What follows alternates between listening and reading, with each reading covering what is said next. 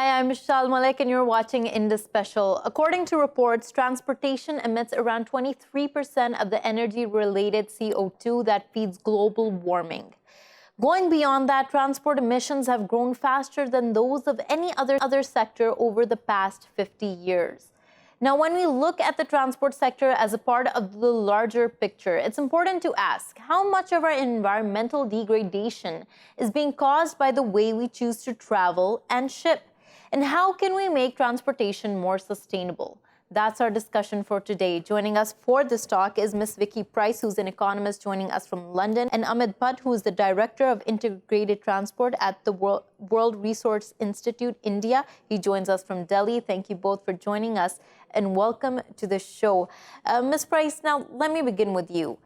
Even though that we're seeing a greater awareness, a greater conversation about the climate emergency we are in, the state of affairs that we are in, we are seeing emissions rise. They did so in 2018. In fact, we hit a record in 2018. And now we're also seeing emissions rise by the transportation sector.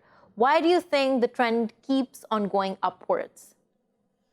There is still economic growth in a number of parts of the world, and of course China is growing fast, India is growing fast. They may not be growing as fast as they did before, but basically they are producing more goods. Inevitably, they are consuming more energy, and inevitably they emit more CO2. At the same time, of course, there has been this move towards more renewables in Europe and elsewhere, including, of course, in places like China. But we're still hearing that they're opening more coal-fired power stations as they go because they need to sustain the growth in the economy. So it's not at all surprising that the transport itself, which of course is a major contributor to CO2 emissions, is increasing too. People move from A to B, whether it is by car, which is the greatest emitter, of course, or they take aeroplanes. But even when we look at other types of public transport, such as rail travel, what you find is that particularly if it is electrified, you still have to look at how that power source is produced. So if you're still using fossil fuels for the electricity for that travel, then you're still actually contributing to CO2 emissions. So there has to be a change in terms of what type of infrastructure we are talking about. There probably has to be change in terms of the amount of money spent in particular parts of it to try and reduce the emissions, or we have to seriously think about different types of fuel and decarbonizing fuel, really, which is absolutely essential for the future. Right. Now, Ms.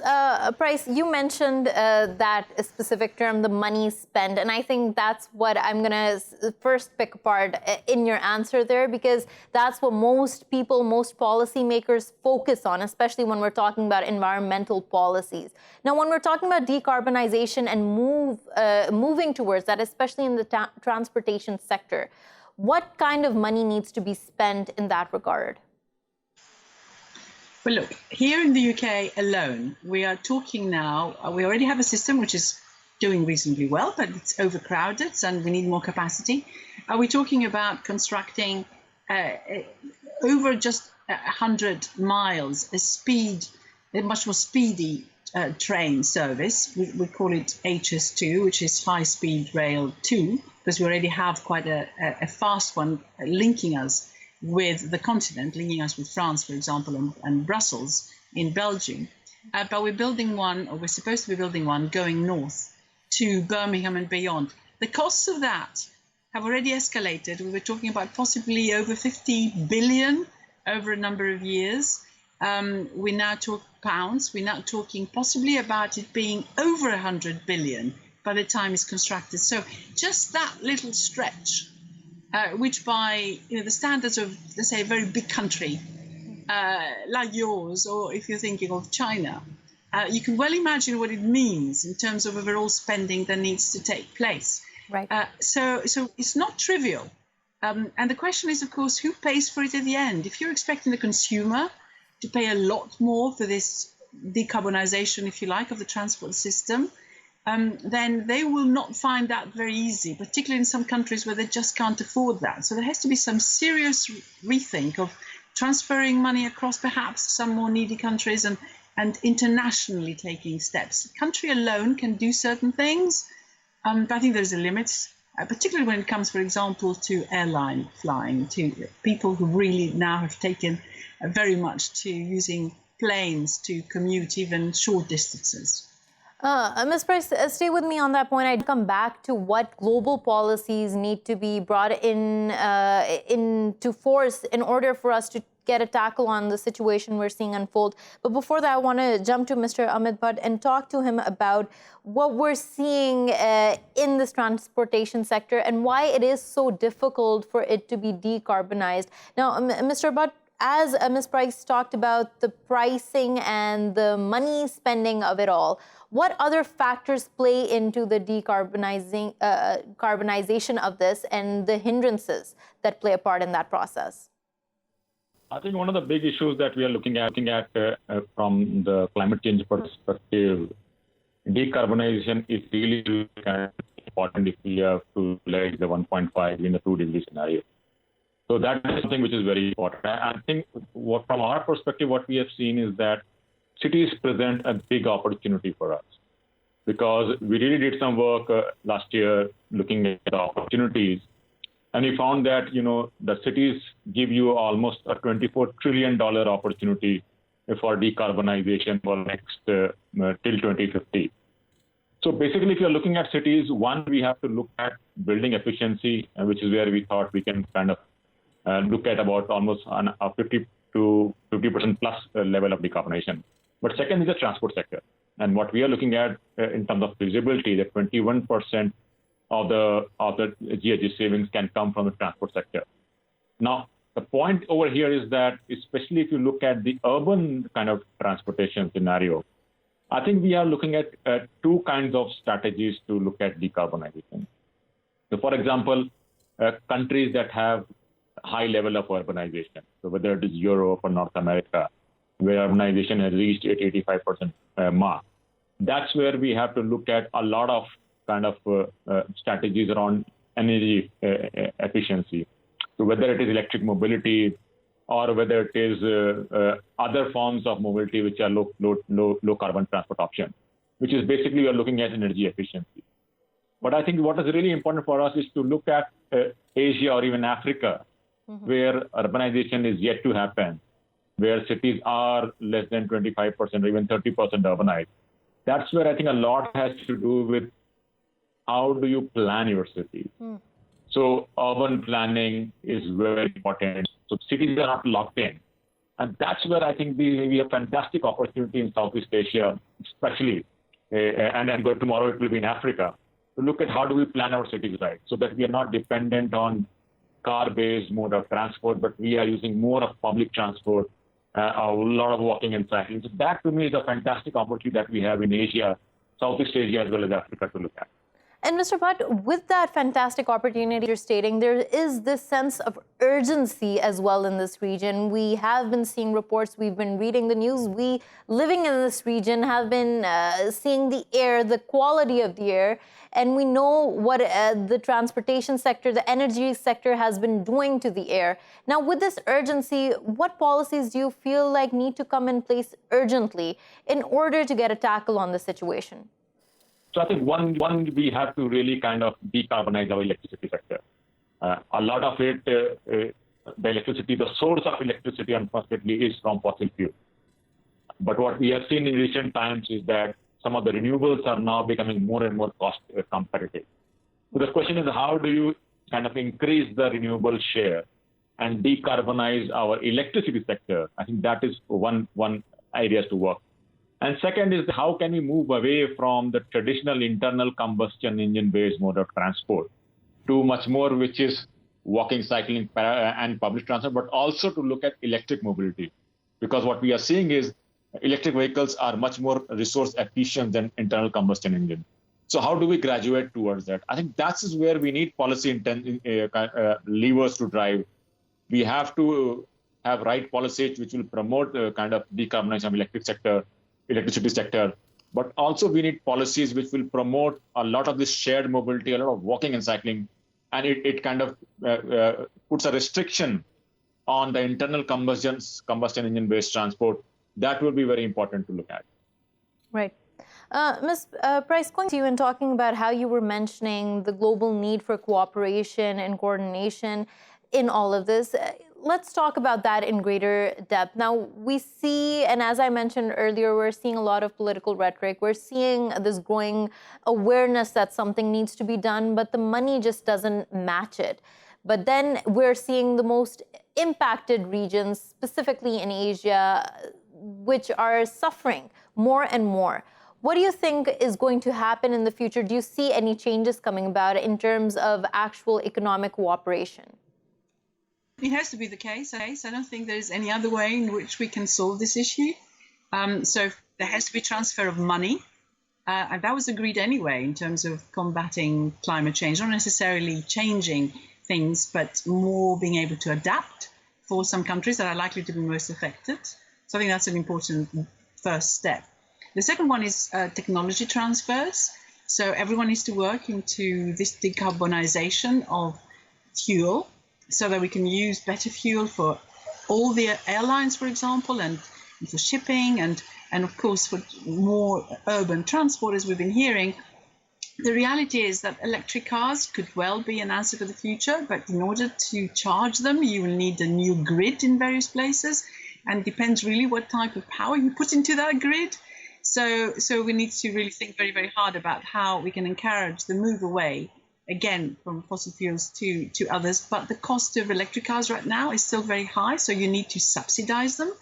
But I think the most important thing overall is to seriously contemplate having a carbon tax across, which perhaps is charged less in individual developing countries, which need to really transform themselves, but where the consumer, where most of that carbon is produced, has to understand that they need to contribute a lot more themselves to this. Because if you look across in terms of countries, who are the biggest producers of CO2 right now? I'm afraid it is China in terms of overall CO2 emissions. It's followed by the US, and then India comes quite close after that. And that, of course, is all a population issue and also growth of industry. So, in order for the consumer to really have an impact on the CO2 emissions, in other words, take an active interest in it and change their own behavior, one way is to charge them more. But of course, that will have a serious impact on their willingness to do anything, and also on production costs. So I'm afraid there has to be cooperation, there has to be transfer, A, of funds, and B, of technological knowledge. And cooperation to ensure that all across the various modes of transport, we use the best technology that we can. There's no other way of doing it, and I think we do require to work much more closely together. Individual countries can do various things, of course, but if you're faced with other countries not doing anything very much, or at least doing it, but while their own economy is expanding very fast, then people perhaps in the West will think, why are we doing this right now, when in fact everything we do is offset by what someone else does somewhere else. Right. Mr. Amit Bhatt, on that big point, now, as I mentioned earlier, in 2018, we saw a record high release of emissions, and India, China, and the United States were the most responsible for this increase in emissions. When we're talking about trying to decarbonize the transportation industry, the transportation sector, is that futile when our model, the development model, is not going to change? No, I think this is a very, very valid question. I think we did some work a couple of years back on looking at new climate economy. And what we were trying to answer this question was that, can you have economic development along with climate protection? Which is that traditionally the saying is that if you develop economically, then you, when your economic is developing, then you also emit more. And that's been traditional model. But what we are trying to answer this question was that yes, you can you have an economic development which does not mean more emission? And we came up with a possibility that yes, it can happen. And now the problem is we have to make some choices for it to happen. Right. So one is that you can move economically forward without emission levels of present day. But that's where the choices have to be made. So I'm saying we have to make some firm choices, and which will kind of decide what the future we will have. So electricity is one where you have to decarbonize the sector, as the previous speaker rightly said, that you can't have electric vehicles running on coal-fire-based plant. But you can have renewable energy, you can power electric mobility. So that's a possibility, and technology makes it possible right now. Similarly, we also have to look at a lot of cooperation at the national level as well as the international level, because we can't keep on reinventing the wheel. And that's where international cooperation, technology transfer is very important, because what we are seeing is that there are technologies which can give you the desired benefit, but they come at a price. So how can you kind of encourage technology transfer to happen? So I'm saying we have to come together at a regional level as well as at a global level. Only then the problem will be solved. Vicky, as Mr. Amit Bhatt stated, that there is a number of things that need to be done. Earlier, you were making a point about the aviation sector. Now, the aviation sector is, of course, a global phenomenon. In 2018, it contributed a large amount, there was a 38 million increase in the number of flights that were air departures that were taken. Now, we're seeing a huge number being taken. Of course, this is linked to trade. This is linked to travel. Many different industries are inextricably linked to the transportation sector. If we're trying to talk about taking a hold on this, how many other economically sectors will be impacted by all of this? It's a very good point, because, of course, aviation has connected loads of countries.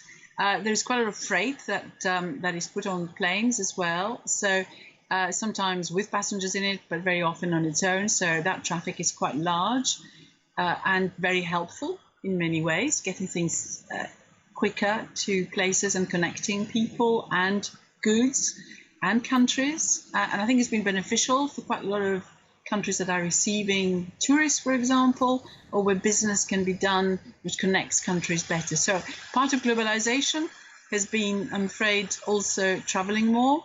And although I think everyone's tried to see whether video conferencing, Skype and so on can do it for you, in reality, the personal touch still matters. And also people have more leisure time, and you can see the growth in airline use as people become richer. But prices have been kept quite low because there's huge competition. It's true that there's been a huge increase in airline passenger miles. But of course, at the same time, we have to remember that aviation still contributes a very small percentage, about 2% of total CO2 emissions, rising, but still quite small, just over 2%. And a lot, of course, of freight is moved by ships, by boats. That contributes about 3%. But there are strict regulations now in terms of how efficient engines can be in the future. And already we've seen a huge improvement in engine performance. It uses a lot less energy than was the case before. Now we're looking at perhaps the make of the planes to make them lighter in a way so that they don't necessarily need a lot of fuel. But of course, you have to watch about safety. But there's loads of improvements have taken place in terms of putting planes together. But I think at the end of the day, we'll have to see again what types of fuels you can use on airplanes that are safe at the same time. So there's a lot of experimentation at present, and I think we may move to a position where perhaps we don't worry about flying anymore as a cause of CO2 emissions, because we will have solved the problem. I think a lot of research and development needs to go in that area, and that requires, I think, international cooperation, but also forcing the engine makers and the airlines to more or less, have to move in that direction if they are to continue to exist. Right. Mr. Amit Bhatt, now, as you mentioned before, that South Asia has great potential, great opportunities presented in the way that cities are planned, in the way that the future is planned in terms of how the transportation sector is developed. I want to discuss the role that public transportation plays in all of this. How much of a difference can public transportation and strengthening this, making it safe, making it accessible, making it affordable, will make to the environment? Absolutely. I think that's the fundamental to city planning. I mean, if you look at most of these cities in Southeast Asia, formal and informal public transport moves more than half of the population, which is a great thing, because this is what many kind of developing countries aspire to.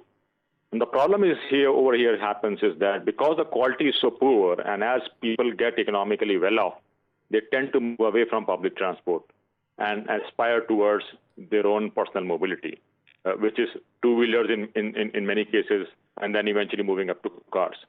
So I think this is the fundamental to any sustainable development, and we have to make investment. We have to prioritize public transport. And public transport may not always be in metro, but in many cases, in most cases in some of these countries, public transport would also mean a good quality bus service.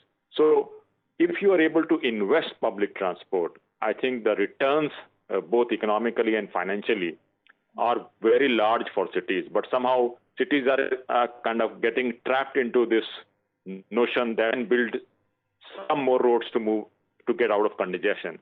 But we have seen that it doesn't work. So cities have to invest in public transport, which is safe, which is reliable, which is convenient. But also, if we have to look at in the larger perspective, the public transport should also be a carbon neutral, or at least a low carbon public transport that will do wonders for these cities. Right. On that point, thank you so much, Amit Bhatt, for joining us from Delhi, and Ms. Vicky Pryce for joining us from London. We're going to go for a short break. When we return, we take a closer look at the link between climate change and conflict. Stay with us.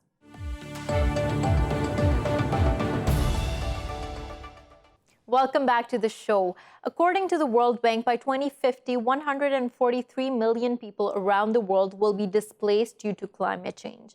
Another report found that climate change could push more than 100 million people within developing countries below the poverty line by 2030. Tag these figures along with resource scarcity, greater unpredictability, and anxiety. Does all of this mean that climate change increases the risk of greater future conflicts? That's our discussion today. Joining us is Mr. Srinivas, Professor of Global Environmental Policy at the Kwansei Gakuin University in Kobe, Japan. He joins us from Kobe. Also joining us is Mr. Sven Harmeling, who is the Global Policy Lead on Climate Change and Resilience at CARE International. He joins us from Bonn. Thank you both for joining us and welcome to the show. Mr. Srinivas, now let me begin with you. More and more literature is trying to investigate the central question, whether climate change will lead to greater conflict in the future. How do you see this unfold while we're seeing more reports come out stating the urgency of the situation we're living in, talking about more and more displacement, talking about hurricanes, greater weather patterns changing? In fact, there are two things we need to keep in mind when we understand this link between climate change and conflicts. The first is the fact that climate change per se does not create conflicts. It exasperates the local conditions that will increase the chances of a conflict. That's the first thing we need to remember. Second is that climate change creates what will we frequently be calling climate refugees, in the sense that these are people who are affected by climate change, whether it is droughts and water scarcities, or as you mentioned, hurricanes and other water or meteorological disasters that will create refugees, which will create unstable conditions leading to potential conflicts. As you probably know, the conflicts in Syria, in Yemen, in Congo, and other places actually started off as an environmental crisis, a lack of water or other such disasters in the local region that increased the instability in the area, which eventually led to the conflicts that we are now familiar with. Very few people know that Syria actually started off as a water issue, where water sharing policies of the government actually created water refugees, which eventually led to the people moving to cities and creating a local, unrest in the cities, eventually leading to what we know as the civil war in Syria. Right. Mr. Harmeling, now not to deviate the conversation we're having centrally regarding the link between climate change and conflict, but I do want to understand how the narrative regarding climate change is changing. Now, before and not up until recently, climate change wasn't seen to be a political topic, not as political as migration or trade. Do you think that's changing? And do you think governments around the world are seeing the inherent risks attached to climate change, especially in terms of international relations and diplomatic relations even? Yeah, I think definitely the first change we're seeing over the last years is that climate change has turned from a very far future issue to a today issue. We see more and more of these impacts happening today. There are storms which become more intense, and where science also is now able to say, well, climate change has definitely increased the footprint, or the footprint of climate change increased the likelihood of such events.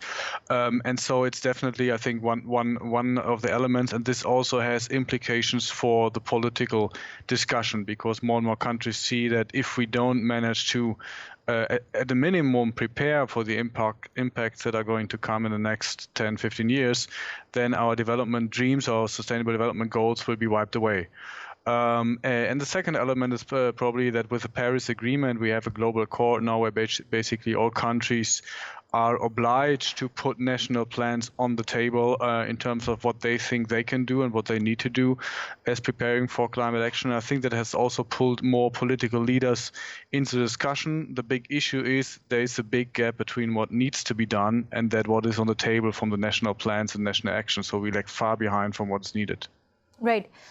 Mr. Sir, now that has become very evident to us from all the summits that we see happening across the world, even the ongoing summit right now, COP25. We are still to see what really comes out of it. But there is this growing awareness, this growing setting in knowledge that nothing really comes out of these conferences.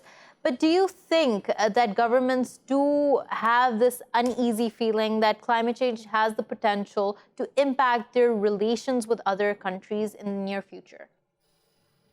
As the other speaker was saying, I think there is a growing awareness among national governments that climate change is not just climate change. There is it increases the vulnerability and other developmental problems that countries are already facing, whether it is poverty, whether it is education and migration, and all these issues will continue to increase and be further increased because of climate change. In fact, more than 70 countries now out of the 190 odd countries that have signed the Paris Agreement have actually declared that they want to create carbon neutral economies within the next 10, 20 years. That's a really good, indicator of countries wanting to really use the climate change as an excuse for further developmental, addressing developmental priorities. In the sense that climate change is no longer a single issue, or it's not just an environmental issue. It is becoming much bigger than either of these, and it's encompassing a whole lot of other developmental issues also, where people are using the climate action and climate issues as a way to address sometimes larger issues such as poverty and other aspects of development. But Professor Srinivas, are they actually doing that to address these larger issues, or is it just talk? That's the central question. Is there a realization that actual action needs to be done, or at the end of the day, is it just talk and business as usual? Right now, you're right. Right now, it's just talk, a lot of talk and business as usual. But I think eventually people are just waiting to see who will take the first move, who will make the first move, and to see how that the actions that are currently being taken, it will really address climate issues, whether it will reduce the risk that people face from climate change. So I think what we really need at this stage is intensive documentation of climate action at the local level, which really addresses the risks faced by climate change. And that will eventually trickle up, if you want to call it that way, into further national commitments towards climate action. Right. And it's, yeah. Mr. Sorry. Harmeling, I'm just going to jump to you. As Mr. Srinivas was stating here, that of course at this point it's just business as usual. But in the future, it might not be that, because at the end of the day, even if we're talking about our development models, they rely heavily on resources, and resources are becoming more scarce due to climate change. Now, how can we see, and what are scientists and experts predicting will happen in the future in terms of these scarce resources becoming weaponized and creating more agitation amongst countries and amongst nations? Yeah, I think it's if we look at the projections from climate change, I think we definitely see that many countries, many regions of the world have to face serious threats and serious risks in terms of scarcening of water resources, scarcening of food resources, etc. And I think one of the issues is that countries have to define: do we gain more by a proactive cooperation on that, both in terms of, let's say, cross-boundary adaptation to the climate change impact, as well as cross-boundary cooperation on reducing emissions, for example, or whether they see more benefit in fighting over the resources. And I assume that in many societies there will be different camps, so to say. Some operate in one logic, some in the other. So I think while we need to fight against climate change and need to limit it as much as possible, I think countries should really look into the need to cooperate and learn from each other and see this as a joint challenge. I mean, rivers don't stop at a border just because men painted a border there or put up a fence. That doesn't really stop rivers. So I think there's no alternative to really look into the projections and start getting to the table. Right. Mr. Harmeling makes a very, very interesting point. Unlike any other political conflict, climate change is one that doesn't respect boundaries in this instance. It will go beyond a nation's boundary. How important is regional cooperation, is global cooperation in this regard? Absolutely. There is no doubt that global and regional cooperation is absolutely essential, especially like Harding was saying about climate change. When we look at cross-border issues, in UN language, that's called a transboundary environmental problem.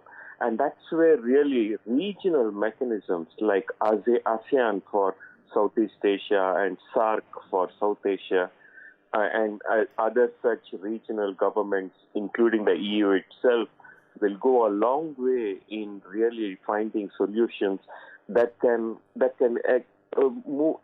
cross boundary, literally. And that, I think those kind of matters, especially, and not just regional, of course, but at the global level.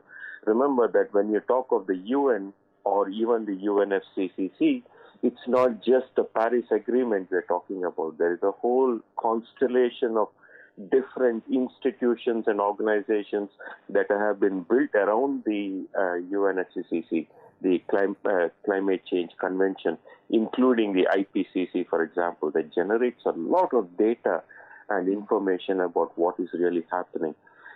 Those kind of mechanisms, both at the global level and at the regional level, will be absolutely important to really push national governments to make commitments towards climate change. And I think especially regional mechanisms where environments are more of a regional nature. For example, there is a lot of similarity between the environments in South Asia or Southeast Asia. So I think that kind of regional cooperation will be very critical in finding out appropriate solutions for localized solutions for climate change. Right. Mr. Harmeling, now talking more about the aspect of resilience. And as we were talking about, we're going to see many changes, and we're already seeing many changes. How important is community resilience and creating that, especially for the communities that are most vulnerable? Now, the World Bank that stated that 143 million people will be displaced by 2050. It focused on 3 specific regions: Sub-Saharan Africa, South Asia, and Latin America. Now, these will be at the worst end of the spectrum in all of this. How important is it for there to be help given to these regions and for there to be internal resilience built in them? Let me just add one point on the World Bank study. I think it's very important to look at those results also because they show that if we limit global warming to less than 2 degrees, one of the positive benefits of that would be that this number would halve. So there would be significantly less people being forced to migrate. That's reflected in scenarios of the World Bank.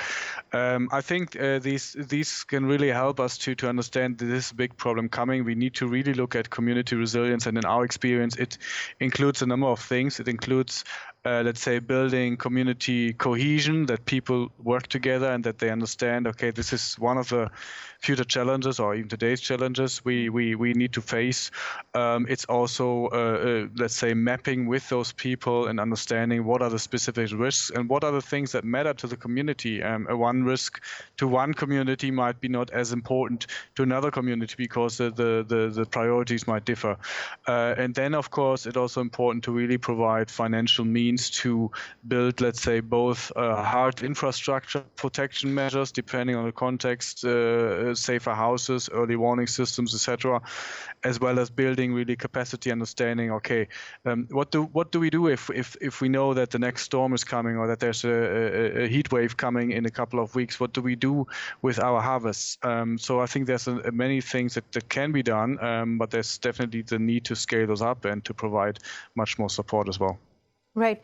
Mr. Srinivas, now all of this, and as Mr. Harmeling stated, all of these policy measures that need to be taken, one thing that does come to mind is that the need for basic awareness and making the language of climate change accessible, making people more aware of the dangers that are coming. How can that be done at a level which is not just insulated, is not just revolving in specific circles, but is also reaching out to everyone?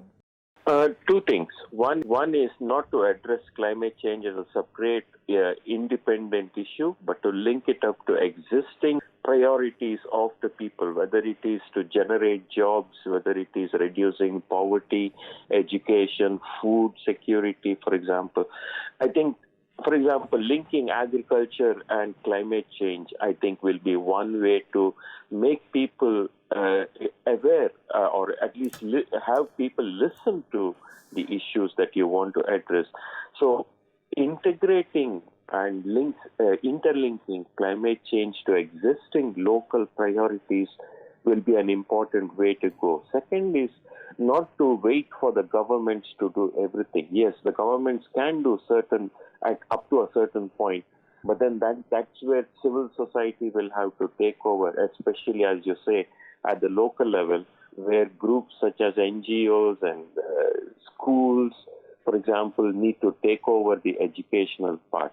I have assisted a lot of projects where schools have become the focus for educating not just the children themselves, but the local community. Bring the local community into the schools and use that as an opportunity to teach them about climate change through NGOs. NGOs go to schools, bring their children's parents, and then teach them.